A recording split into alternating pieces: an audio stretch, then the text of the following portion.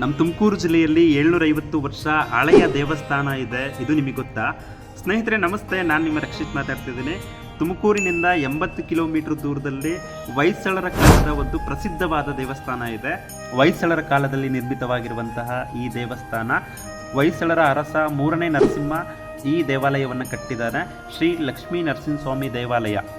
ಈ ರೀತಿಯ ದೇವಾಲಯಗಳನ್ನು ನಾವು ನೋಡಬೇಕು ಅಂತ ಹೇಳಿದ್ರೆ ಬೇಲೂರು, ಹಳೆಬೀಡು ಕಡೆ ನೋಡಬೇಕಾಗುತ್ತೆ. ಯಾಕಂದರೆ ಹೊಯ್ಸಳರ ದೇವಾಲಯಗಳು ಅತಿ ಹೆಚ್ಚು ಅಲ್ಲಿ ಕಂಡು ಬರ್ತವೆ. ಆದರೆ ನಮ್ಮ ತುಮಕೂರಿನ ಗಡಿ ಭಾಗದಲ್ಲೂ ಕೂಡ ಇಂಥದ್ದೊಂದು ದೇವಸ್ಥಾನ ಇದೆ. ಇದೊಂದು ಚಿಕ್ಕ ಗ್ರಾಮ, ವಿಘ್ನಸಂತೆ ಎನ್ನುವಂತಹ ಗ್ರಾಮದಲ್ಲಿ ಈ ದೇವಾಲಯ ಕಂಡುಬರ್ತದೆ. ತುಂಬ ಸೊಗಸಾಗಿದೆ ನೋಡಿ, ಎಷ್ಟು ಅದ್ಭುತವಾಗಿದೆ. ಈ ಹೊಯ್ಸಳರ ಶೈಲಿ ತುಂಬ ಅದ್ಭುತವಾಗಿ ಗೋಚರವಾಗಿ ಕಾಣಿಸ್ತಿಲ್ಲಿ. ನಕ್ಷತ್ರಾಕಾರದ ಜಗುಳಿದೆ, ಆಮೇಲೆ ತುಂಬ ನುಣುಪಾದ ಕೆತ್ತನೆ ಇದೆ, ವೃತ್ತಾಕಾರದ ಕಂಬ ವ್ಯವಸ್ಥೆ ಇದೆ. ತುಂಬ ಅದ್ಭುತವಾದ ದೇವಸ್ಥಾನ. ತುಂಬ ಖುಷಿ ಆಯಿತು ನನಗಂತೂ ಇಲ್ಲಿ ಬಂದಿದ್ದು. ಆದರೆ ದುರಾದೃಷ್ಟವ ಏನಂತ ಹೇಳಿದ್ರೆ ದೇವಸ್ಥಾನ ತೆಗೆದಿರಲಿಲ್ಲ. ಓಕೆ, ತುಂಬ ಖುಷಿ ಆಯಿತು. ಇಂತಹ ದೇವಸ್ಥಾನಗಳನ್ನು ನಮ್ಮ ಜಿಲ್ಲೆಯಲ್ಲಿ ನೋಡೋದಕ್ಕೆ ತುಂಬ ಅಪರೂಪವಾಗಿ ಸಿಗ್ತವೆ.